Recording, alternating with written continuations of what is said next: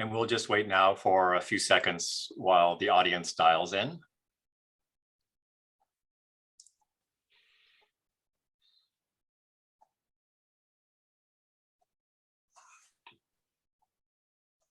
We'll wait just a few more seconds now as the numbers keep increasing.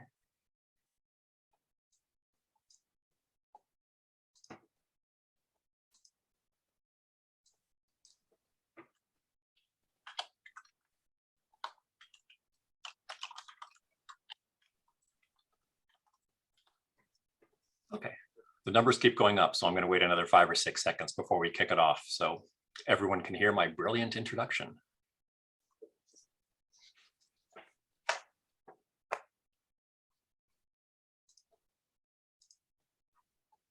Okay, it looks like we've reached critical mass, so why don't we go ahead and start.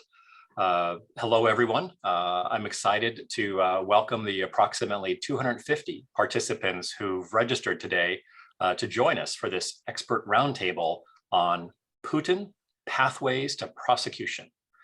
Today's event will be held in English and will have Ukrainian interpretation by our colleagues Andriy and Sasha. So please select the language that is most appropriate for you at the bottom of the screen.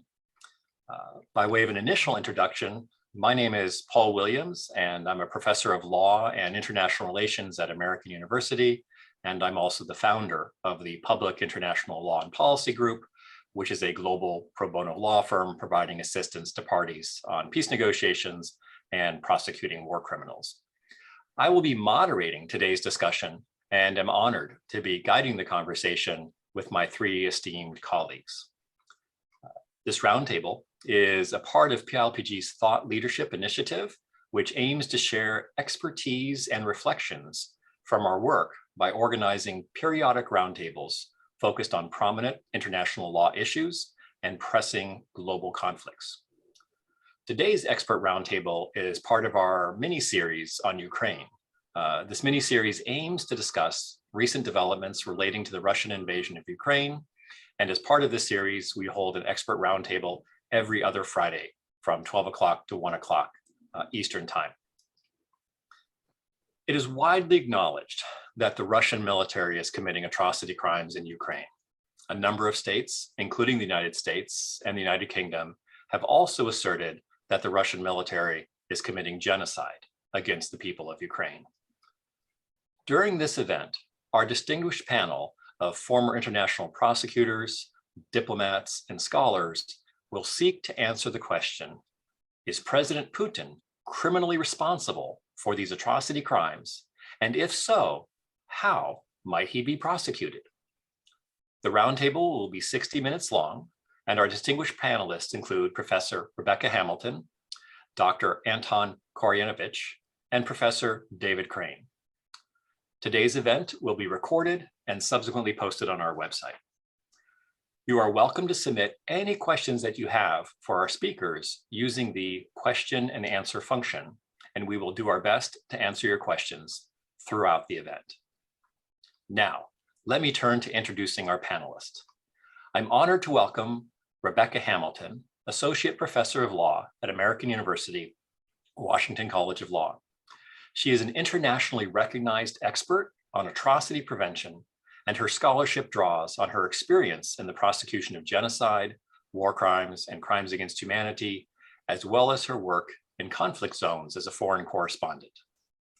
Previously, Beck served as a lawyer in the prosecutorial division of the International Criminal Court and also worked in the appeals chamber of the International Criminal Tribunal for the former Yugoslavia. Prior to entering academia, she worked as a journalist for the Washington Post and Reuters. And as a Council on Foreign Relations Fellow, one of the most prestigious fellowships in the United States, she recently served in the Office of the Special Operations Low Intensity Conflict in the Department of Defense. I am also very excited to welcome Dr. Anton Koryenovych, a Ukrainian lawyer specializing in public international law, international humanitarian law, and international criminal law. Recently, Anton was appointed as the Ambassador at Large in the Ministry of Foreign Affairs of Ukraine. Anton is also the agent of Ukraine before the International Criminal Court of Justice, in the genocide case against Russia and served as permanent representative of the President of Ukraine in the Autonomous Republic of Crimea from 2019 to 2022.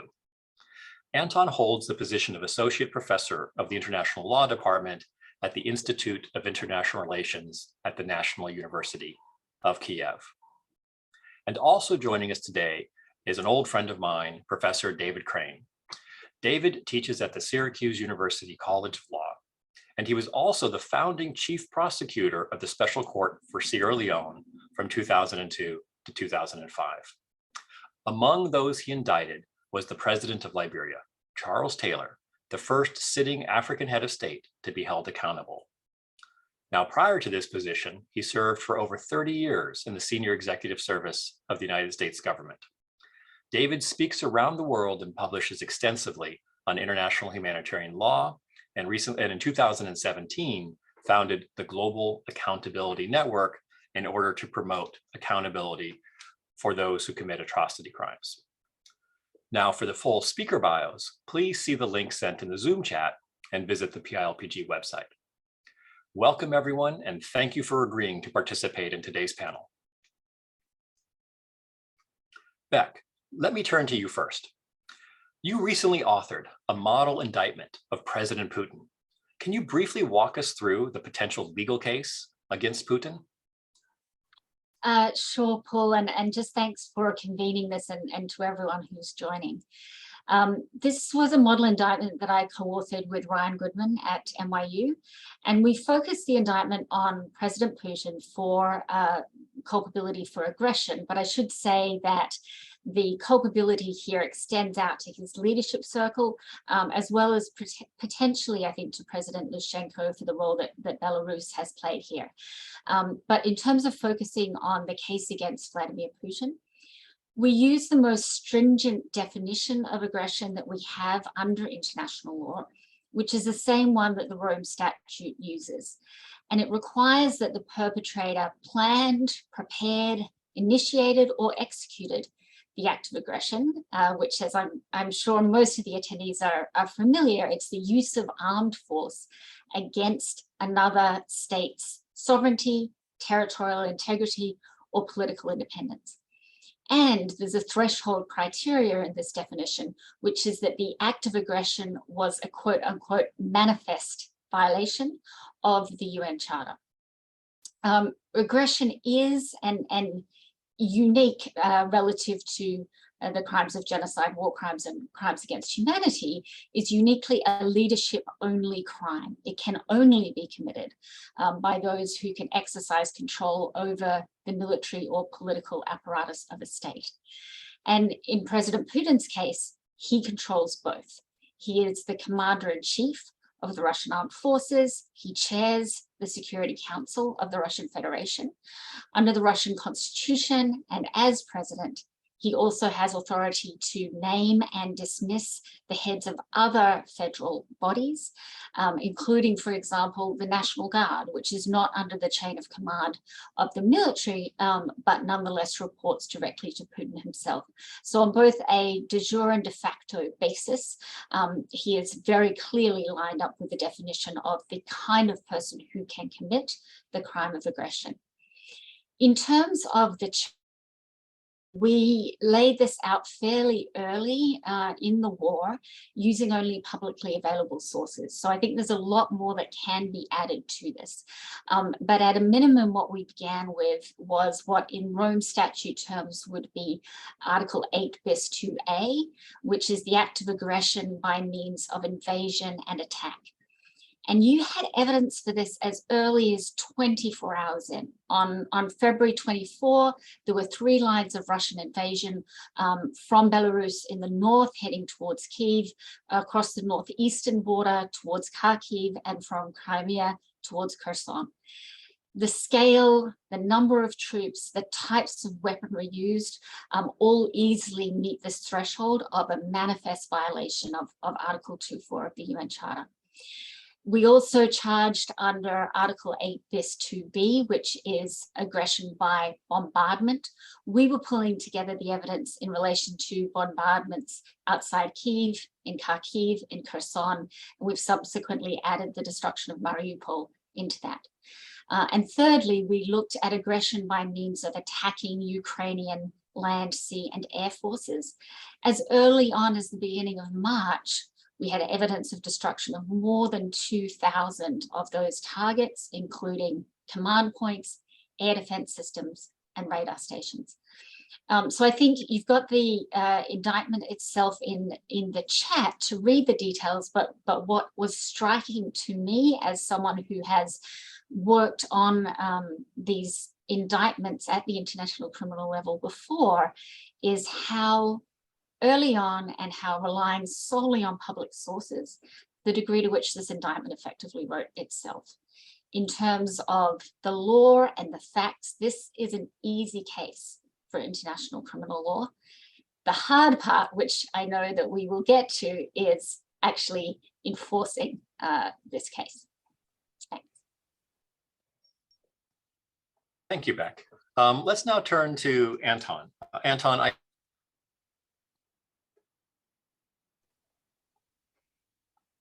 details that you would like to add to Beck's articulation of her mock indictment, and what pathways do you perceive as the most viable for prosecuting President Putin for these atrocity crimes? Well, hello, dear colleagues. Thank you, Paul, for your questions. And of course, I would start with the fact that we in Ukraine, of course, are well aware with the mock indictment prepared by Professor Hamilton. And actually, I think that, of course, I may agree that the crime of aggression here is really much more easier to prove than proving the war crimes or the crime of genocide or the crimes against humanity. And really, even from the open source, we can get a lot of information. And then if, of course, this a lot of information be joined by the information which already is part of Ukrainian criminal proceedings, so I'm sure that this indictment may be ready in the office of the prosecutor in some international court or tribunal rather fast. So, of course, Ukraine now considers each and every possibility and instrument and mechanism to bring Russian criminals to justice. Of course, most of the cases will go to national courts of Ukraine, and we have, I think, now thousands of criminal proceedings in relation to alleged war crimes committed in Ukraine. And of course, these are mainly the cases against the people who commit crimes on the ground or the military commanders of Russian brigades and Russian troops here in Ukraine. Of course, when we talk about the leadership of Russia, like President Putin or Minister Lavrov, we cannot use our national court's jurisdiction because of their immunities ex officio, due to international law that the immunities are giving to their position. So, of course, most of the cases will go to national courts, but national courts will not be able to deal with these cases. Ukraine also relies on the International Criminal Court. Ukraine recognized the jurisdiction of the ICC. Ukraine has just, I think several weeks ago it was, adopted a law on cooperation with the ICC on a separate chapter to the Ukrainian Criminal Procedure Code. So Ukraine is also considering that the ICC shall do important work when we talk about perpetrators of crimes of genocide, crimes against humanity, and war crimes in the territory of Ukraine. But again, ICC cannot work with a crime which is the basic one, because of which everything started and everything happened. This is a crime of aggression. So, of course, understanding the reality and the necessity to use national courts and the ICC, Ukraine now is fostering and promoting the idea of establishment of a special tribunal for the crime of aggression against Ukraine. Because, as I said, we cannot leave the basic crime, the crime against peace, actually, which brought to reality all the other horrible mass atrocity crimes without legal response. We are saying that now we are facing the biggest war in Europe since 1945, and we are sure that the legal response should be appropriate. As of now, the idea of the establishment of the special tribunal for the crime of aggression against Ukraine is supported by 2 resolutions of the Parliamentary Assembly of the Council of Europe, by the resolution of the European Parliament, by the resolution declaration of the Parliamentary Assembly of NATO, by the resolution of the Seimas, the Parliament of the Republic of Lithuania. And we hope that we can collect some more endorsements, the resolutions supporting the tribunal. This tribunal is important because, again, it will be able to bring to responsibility the perpetrators of the crime of aggression. And I'm sure that everybody understands that when we talk about crime of aggression, we understand that this is a leadership crime. And this tribunal is especially to deal with the crime of aggression committed by the highest political leaders of the Russian Federation, including the president, the prime minister, the minister of foreign affairs, the minister of defense, the chief of staff of the army. And this tribunal shall work on a basis that it shall not recognize any immunities, as it did the Special Court for Sierra Leone, or as it does now ICC, but not in relation to the crime of aggression. As of now, we are working on this idea since the end of February. And we have already submitted the official letters to start communication and consultations with ministries of foreign affairs of Council of Europe states and G7 states. So now we are collecting the responses and feedbacks to find out how it will be the most effective way to move forward. But the process is there. The establishment of the tribunal is a priority for the Ministry of Foreign Affairs of Ukraine and for the Office of the President of Ukraine. So everybody here in Kyiv in Ukraine understands that this is the appropriate legal tool to bring perpetrators of the crime of aggression to responsibility.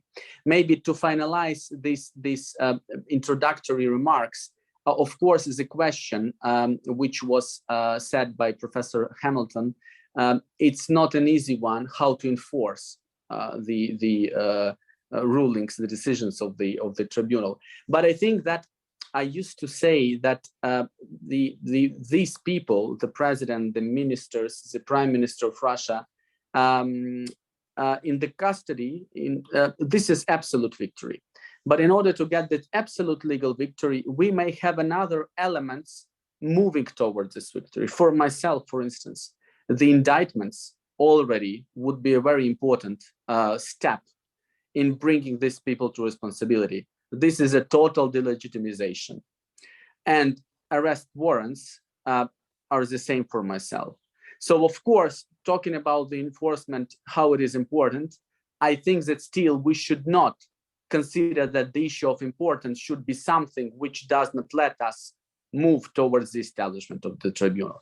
But what is really important in relation of establishment of the tribunal is, of course, the political will of international partners to make tribunal happen, because of course, whatever the legal nature would be chosen to establish a tribunal, of course, we have some drafts already, and we are ready to share with our international partners, governments of foreign states, with them. But there shall be this political will, to establish this tribunal. So Ukraine is actually moving forward on this direction. We are sure that this is the important and necessary legal tool. Thank you, Anton. David, let me now turn to you with a two-part question. Earlier, you and your colleagues at the Accountability Initiative had authored a white paper on accountability of the senior Russian leadership. And I understand from our earlier preliminary conversation that you're in the process of issuing a second, shall we call it, white paper on how to go about establishing a special tribunal. Let me turn to you in a second to share some of your thoughts on those documents. We can also post in the chat a link to your initial white paper. And then the second question, and you can take these both together, is you've actually indicted a head of state, Charles Taylor. How do you do that? Walk us through the steps of indicting a president. It's so great to be with all of you today and to listen to my colleagues. Really, their comments are very, very important. And it's interesting to see how Beck talked about the law and how she formed that into an indictment. My new colleague discussed the importance of establishing some type of accountability for the crime of aggression, because truly it is the international crime that started the horror that is going on in Ukraine.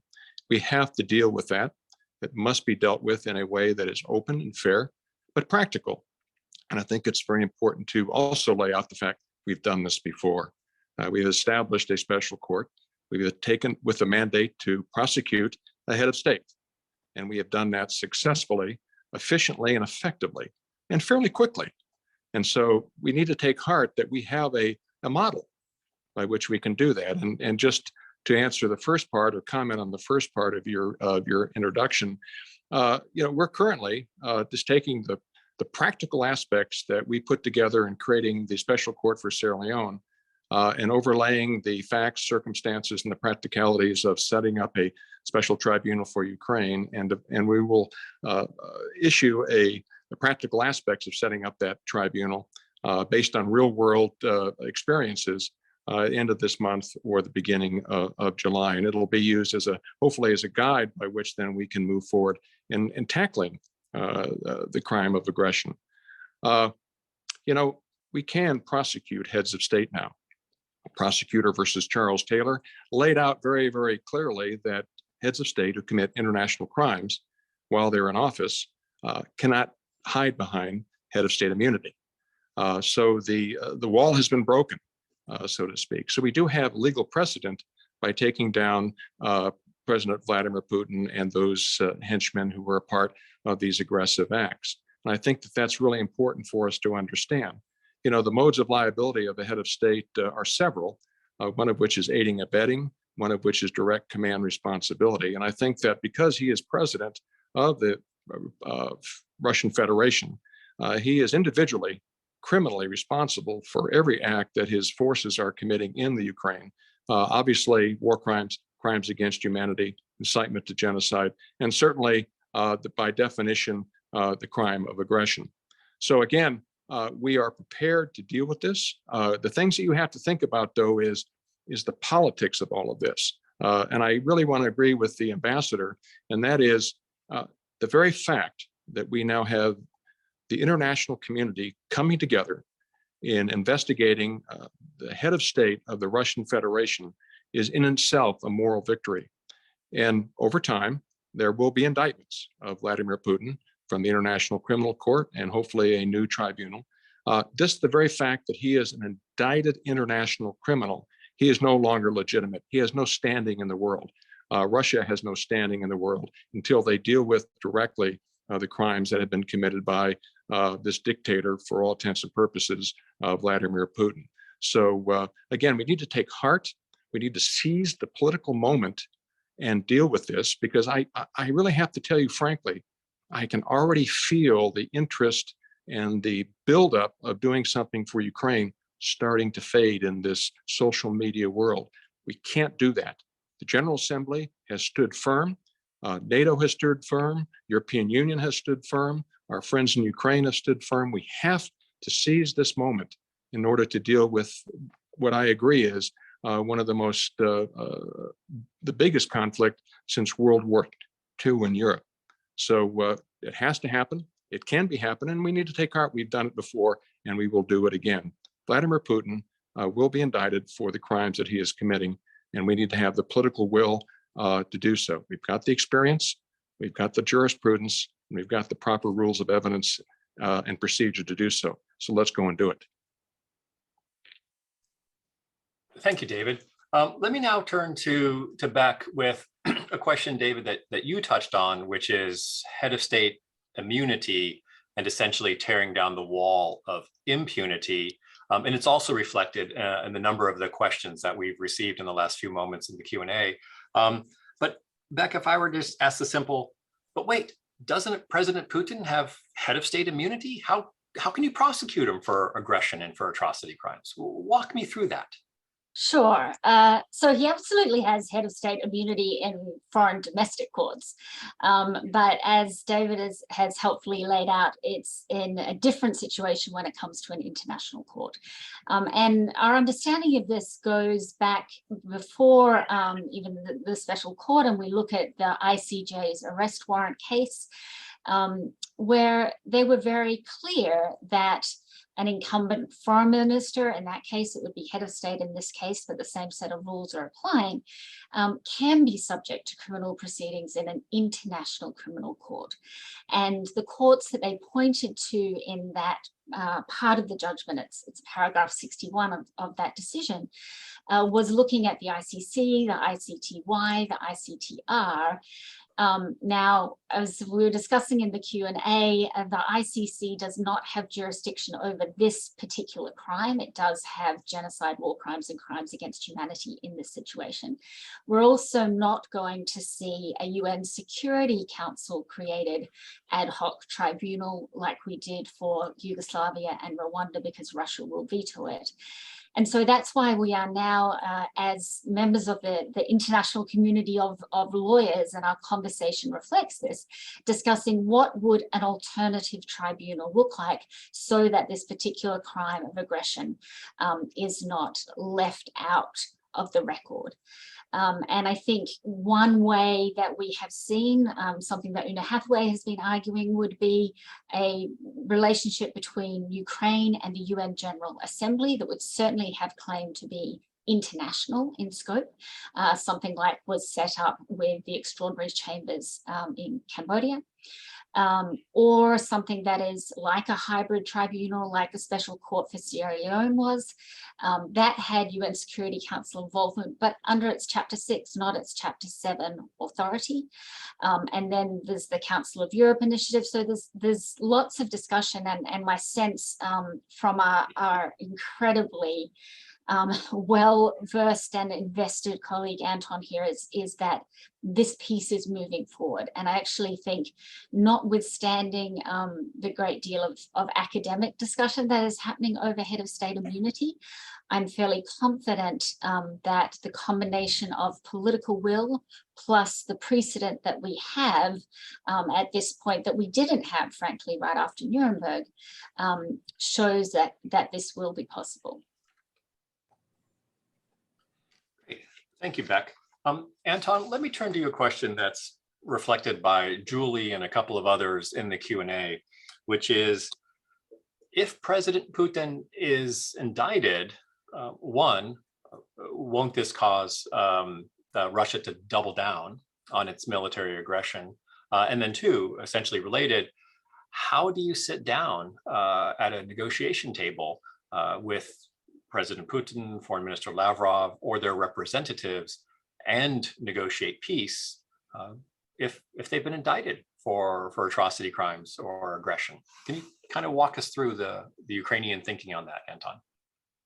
Yeah, first of all, in relation to the first question, of course, we here in Ukraine understand that we shall not and we will not base our strategy and our movement forward on the possible reactions of Russia.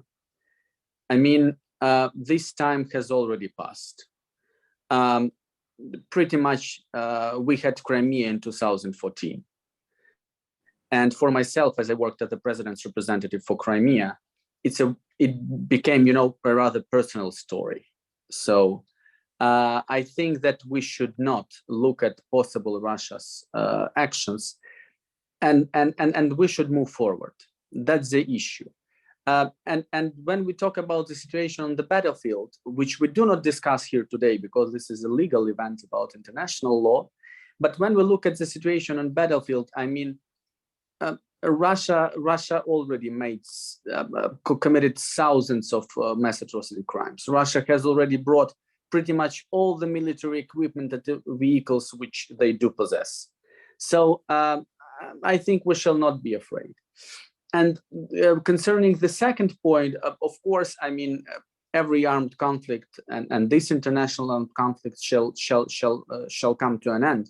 And of course, some kind of a negotiations or peace deal, of course, should be worked out. But I think that these issues, in relation to the indictments, the possible indictments, and the bringing of Russian leadership to responsibility, this should happen, because all in all, this regime should be delegitimized and considered not only by Ukraine, but by international courts and tribunals as the criminal one, which is responsible for commission of the mass atrocity of the gravest crimes, and of course, including the crime of aggression. So we do not know what will be tomorrow or the day after tomorrow. I mean, maybe something changes in Russia or whatever, but I'm sure that justice and the legal point of view in these relations shall prevail, and we shall do that. As I mentioned, the establishment of such a special tribunal for the crime of aggression against Ukraine is now one of the priorities of Ukraine. We talk publicly about this tribunal inside Ukraine. We talk publicly about this tribunal outside of Ukraine. We seek for political support of international organizations, of our international partners. So the wheels are already on. Thank you, Anton. I wanted to pick up on one of the themes in your answer and put it to David, in part because I know the answer that David is going to give to this question. But it is a question in the minds of many internationals who are preparing for peace negotiations or thinking about a negotiated end is, when is the best time to indict or to hold an indictment for President Putin? Should it be early and often, or should it be down the road after a peace agreement? And I know Anton has answered this question as well, but I know you have some very specific views on this. So David, the floor is yours.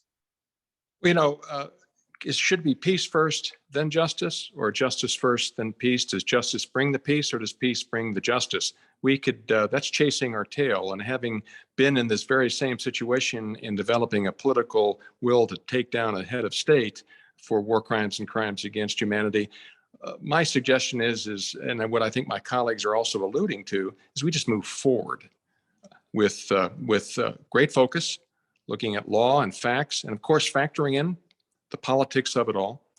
But we cannot get caught up in the semantics of this.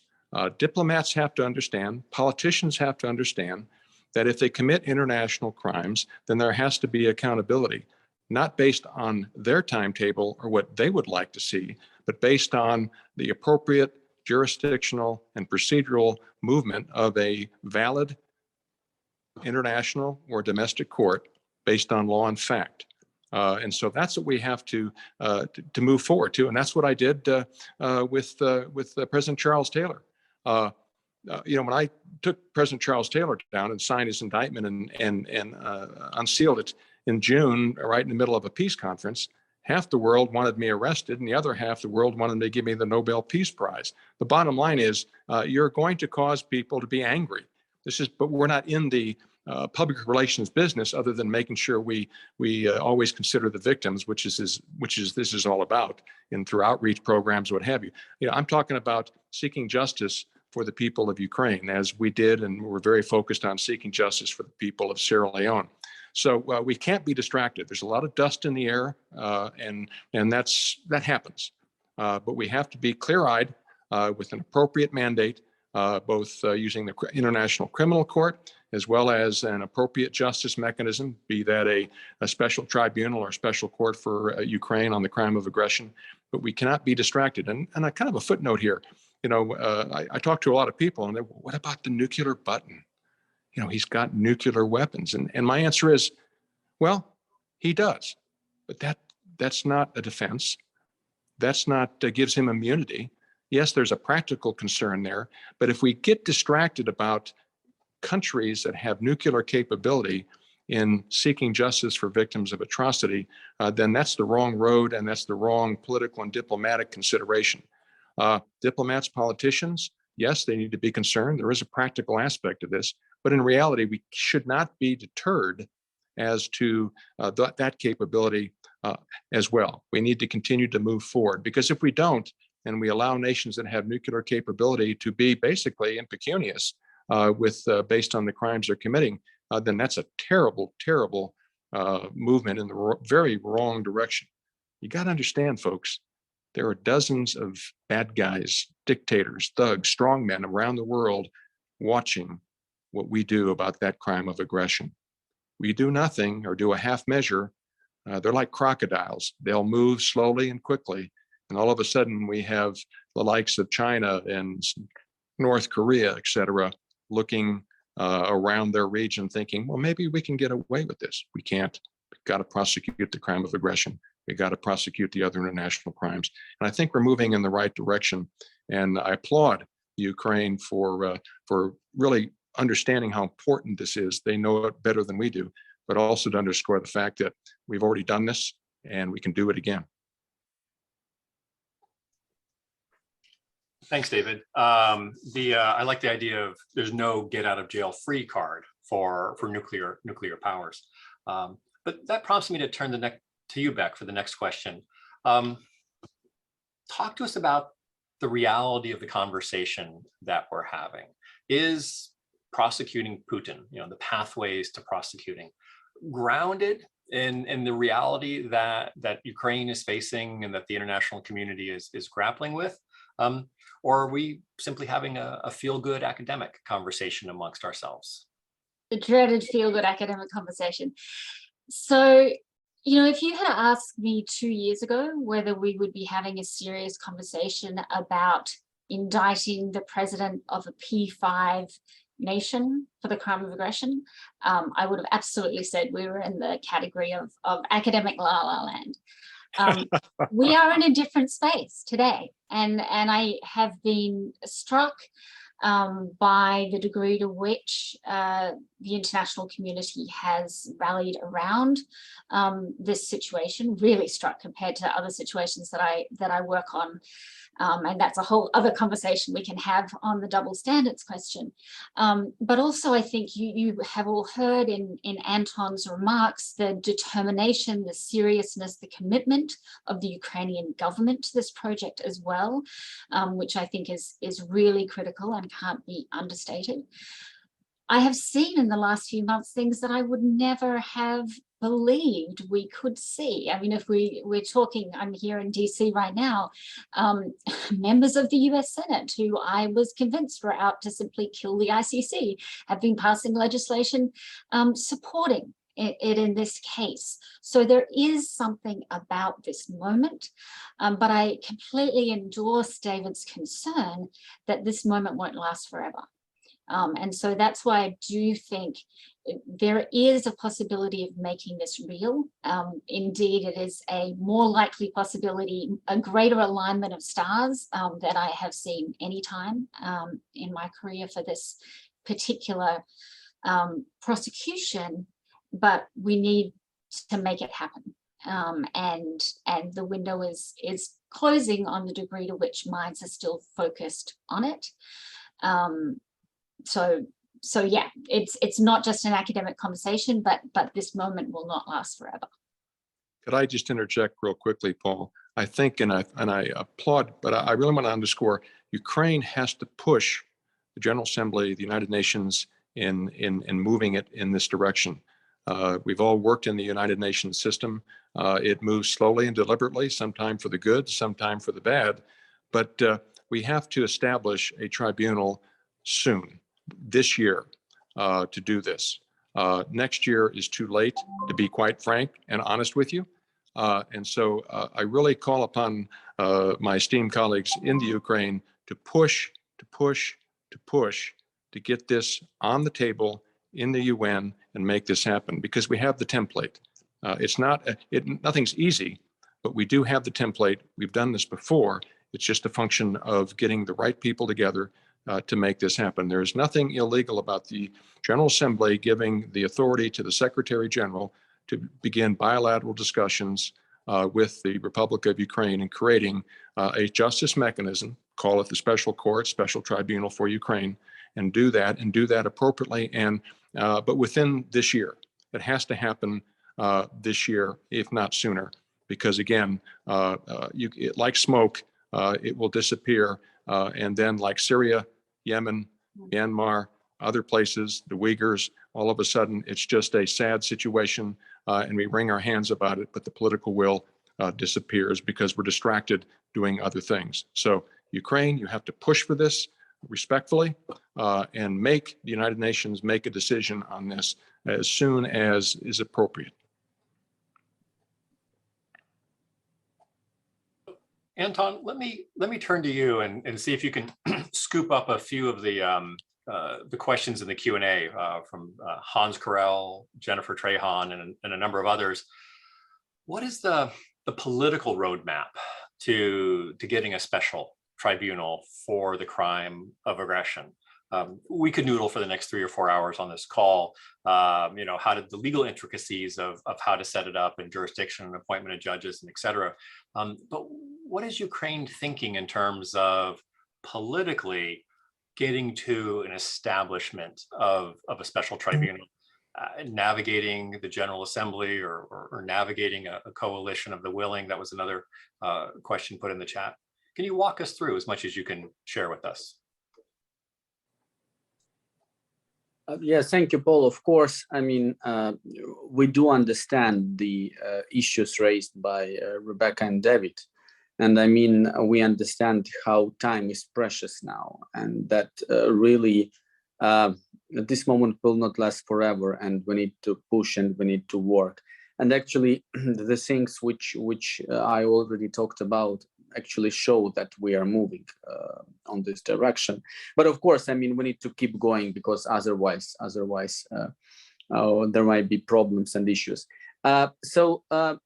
Talking about the political track or how Ukraine considers this issue, I mean, we are rather flexible. I mean, the thing which we understand is that international community shall be part of the establishment of this special tribunal. So what can be the basis, the legal one? Of course, it should be an agreement, a treaty, which will, for instance, include the provision that immunities are not recognized. So when we talk about the treaty, it can be coalition of the willing. It can be states, some states, several states, many states. It can be the way which David talks about the General Assembly giving the powers to the Secretary General to enter into agreement. It can be agreement with some other international organizations, Council of Europe, European Union, as we already have support from Parliamentary Assembly of the Council of Europe and the European Parliament. So we have, I would say, prepared answers to all these tracks. The thing is that we are currently looking on the feedback of our international partners, what may they consider as the most appropriate way, because then we will see how to move forward. The issue is with UN, of course, we also do take care of it. The only thing is maybe, again, a political, not a legal one. We will need a rather big number of supporting of this resolution. I'm afraid that it's 140, 150 plus. It's not 60 or 70, you know. So this is quite an issue. This is quite a task. But all in all, I mean, the drafts are prepared and are ready. Now there is this moment, you know, for this entering into negotiations and consultations, and we are ready for that.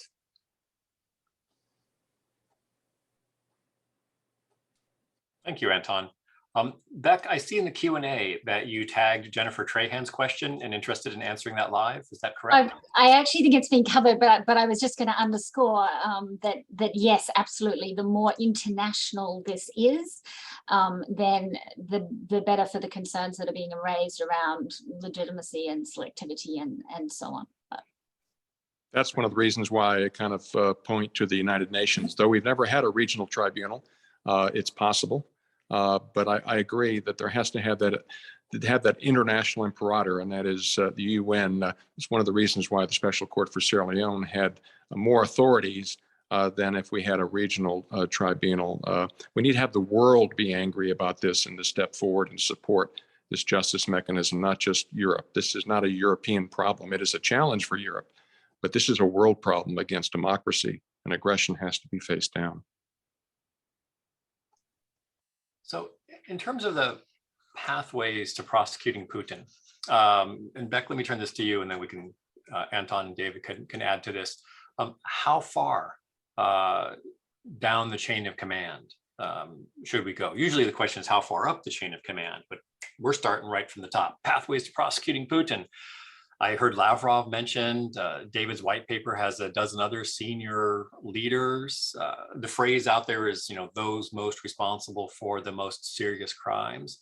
But, policymakers were to come to the three of you and say, all right, so how far do we go? What are you proposing? Sorry. So I think, the legal requirements of the crime of aggression make this question less fraught than it perhaps is for other crimes, right? Because it is so clear that the perpetrator needs to have effective control over military or political apparatus of the state. And there is only, it's a sizable number, but there is only a limited number of people for whom that applies in the Russian context. I think the much more challenging question is when it comes to genocide, war crimes, and crimes against humanity. Then you have, the full range of actors potentially on the hook, and there are more difficult, I think, politically questions about the selectivity that goes into that process. Whereas I feel like we have a knowable number of perpetrators when it comes to the crime of aggression. I think one interesting question that I'm going to be curious to see how it plays out was what I raised earlier about the role of Belarus. So we know, the number within the Russian leadership. Are we going to extend this also to the role that Belarus has played in enabling this crime of aggression? And we will see on that. Anton, David, did you have thoughts you want to add to that question as well? Well, I of course agree with Rebecca.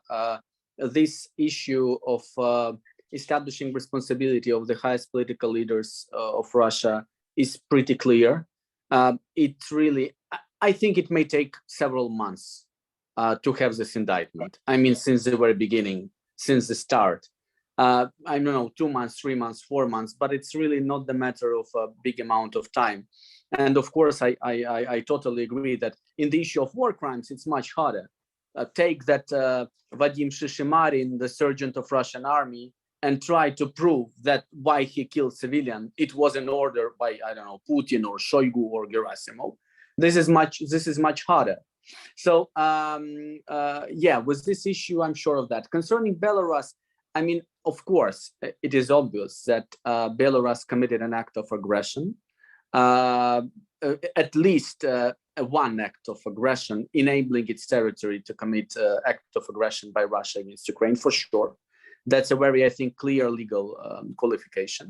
But I think that this is something we can also, consider with our international partners. For myself, just not a Ukrainian representative, but as a lawyer, it would be enough if Russian politician leaders will be there. It will be more than enough. But again, this is something we can deliver on and consider on further. It's interesting, the concept of criminal liability. We have a long, steadfast rule of command responsibility related to individuals who are involved in illegal activities such as war crimes, crimes against humanity. And so that by virtue of the fact that he is the commander-in-chief of Russian Federation forces, Vladimir Putin, under the theory of command responsibility, is individually criminally responsible for every act of his forces, as is all of his chain of command down to platoon leaders and sergeants. And so command responsibility allows the international community and domestic courts do just that and hold individuals responsible. The commander doesn't have to be in the field directing them to kill these civilians. They just have to have been in command, and it was their unit that committed those crimes. The standard is a commander has to, when he knows of a potential war crime being committed, is to stop it, take action, and prosecute if there's willingness to do so. And the very fact that that they don't do it is in and of itself makes them individually criminally responsible. Now, as to the crime of aggression, it's, as Beck says, it's nothing's easy, but it's a much more straightforward case. And that is the individual who is, in fact, the president of the Russian Federation directs his armed forces to move into the Ukraine is responsible for that. So it's pretty easy for that to happen. We just have to show in court that Vladimir Putin is, in fact, the president of the Russian Federation, and based on his direction, this happened. It starts down the road. So he is culpable and criminally responsible for both the international crimes of war crimes, crimes against humanity, and potentially genocide, but also for the crime of aggression. Thank you. I wanted to pick up on a question that was just posted in the Q&A from Akil in terms of victims' participation. There's a tradition of victims' participation more recently in the tribunals. And I know, David, when you were engaged with the Sierra Leone tribunal, you made a point of going to, all of the provinces of Sierra Leone to talk to the victims about what the tribunal was about. How do you involve victims into a tribunal that's focused on the crime of aggression? So flipping from prosecuting Putin to victim catharsis, the other end of the spectrum. And that's open to anyone who'd like to jump in. Don't David? mean to dominate, but tribunals and courts are for and about the victims. If you lose that focus, then we're not doing our job. It's about the victims. And so that was one of the reasons why we created the world's first outreach program, is to listen to our clients, the victims, as to what happened and to get a sense of what they would like to see done, what's justice for them. We have to ask ourselves the question, is the justice we seek the justice they want? And so again, victim participation through whatever appropriate modalities. And I very easily see if there is a special tribunal for the Ukraine on the crime of aggression, there's nothing wrong with walking and actually dealing with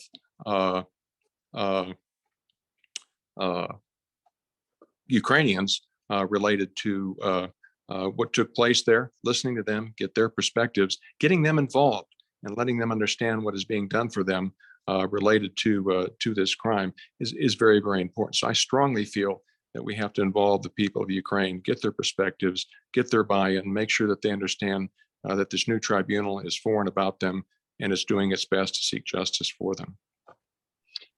I would just add that I think, historically, the field of international criminal law, this has not been our strong suit, to our detriment, and there have been improvements over time.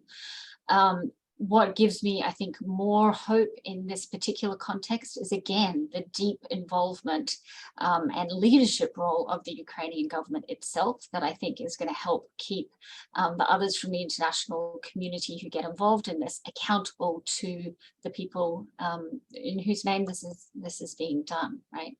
And I also think I've been having some interesting conversations. I wrote a piece with Katerina Busol this week on the existing transitional justice conversations that have been happening in Ukraine, because of course, this didn't start on February 24th, 2022, when we go back from the period of conversation that has happened with civil society since the invasion, the annexation of Crimea in 2014. So there is already a lot of work that has been done to think about what justice looks like from the perspective of Ukrainians themselves. And I think it'll be incumbent upon whatever tribunal is hopefully established to recognize how much work has already been done and to bring that into their work rather than trying to start from scratch. I would also maybe drop in here for a minute. Well, first of all, Katerina Busol is a wonderful Ukrainian international lawyer. So I do admire her, and it's good that she works with a lot of professionals and experts throughout the world. So concerning the victims' participation, of course, I totally agree that this is something what the tribunal will need to think about, and what the drafters of the documents, the agreement and the statute will need to think about. But I mean, the victims are the whole nation, of course, and totally. So this is something to figure out how this representation may be done, but it should be done for sure. And again, here we do not have a lot of case law, because the only case law we have is Nuremberg and Tokyo for crimes against peace, but I'm sure that it will not be an issue. And also I wanted to flag 2 points which are, I think, important, since what Rebecca told. We are considering that this tribunal should have a ratione temporis jurisdiction starting from February 2014. And I think that this is also a very important issue which we need to flag out. And this is not a retroactivity or whatever. This is okay. This is a normal point of view, because this aggression is a long lasting. So this is the first point concerning ratione temporis, and concerning ratione materia. I think Rebecca also mentioned today. I also think that the jurisdiction over the crime of aggression of this tribunal should be, in fact, the crime should be listed as, in fact, the same as in Article 8 bis of the Rome Statute. Though, of course, there are different points of view whether Article 8 bis is a customary international law or not. But this is the approach which international law chose right now. So even if, for the time being of the establishment of the tribunal, Ukraine's national law does have a broader definition of the crime of aggression, let's say adjudicating lieutenants, sergeants, like we have now in Criminal Code of Ukraine, we can give jurisdiction to the tribunal concerning the leaders, so that to match it to the Article 8 bis of the Rome Statute standard. So I'm just considering that it's important to flag this out, what we do now consider on these points. Thank you, Anton. Let me wrap this up with one last question for you, Anton, and that is, what do you need? So there's over, just for this lunchtime roundtable, we have over 250 registrants. We have Beck from academia, David, former prosecutor, head of the NGO Accountability Initiative. Tremendous amount of goodwill, interest, desire to help Ukraine. What do you need the Friends of Ukraine to be doing to help on this particular issue? Well, thank you for this question. The main issue which Ukraine needs now, I'm sorry, is not a legal one. We need weapons, and a lot of weapons, to be able to talk about law and to do something in legal sphere. We need weapons. So sorry, it's not an answer to your question, but we are deeply grateful for weapons supply. It is very important. But of course, coming to your question, I think that now we are on the point when we do all understand that this instrument and this mechanism is needed. We understand how it may be established. It should not take a lot of time. I think the main issue now is a political will of our international partners, international organizations, states, to enter into relations in order to establish this tribunal. As soon as we have political will, I'm sure that the issue of time will no longer matter, and we will do everything as fast as we can. So if the attendees or whoever will watch this webinar, or whoever is interested in the topic, to make this understanding in the communities, in your countries, in your cities, in your towns, that this is the appropriate way. And actually, there is no other way in bringing perpetrators of crime of aggression against Ukraine to responsibility. Thank you, Anton. I appreciate that, because there is so much goodwill and so many interests. I actually have my daughter has a dagger collection, so I was looking at my bookcase to see if I had any weapons that I could use as a visual prompt while you were answering that question. But that's all we have time for today. I'm hugely grateful for Beck, Anton, David for taking this time, sharing your thoughts, your knowledge, and your ideas, and helping us to move forward the conversation and the debate about the pathways for prosecuting Putin. And thank you to those in the audience for joining us for our Thought Leadership Initiative. And we look forward to seeing you hopefully on June 17th, when we'll be addressing the question of the Crimea. What next? Okay, Thank you, everyone. Take care.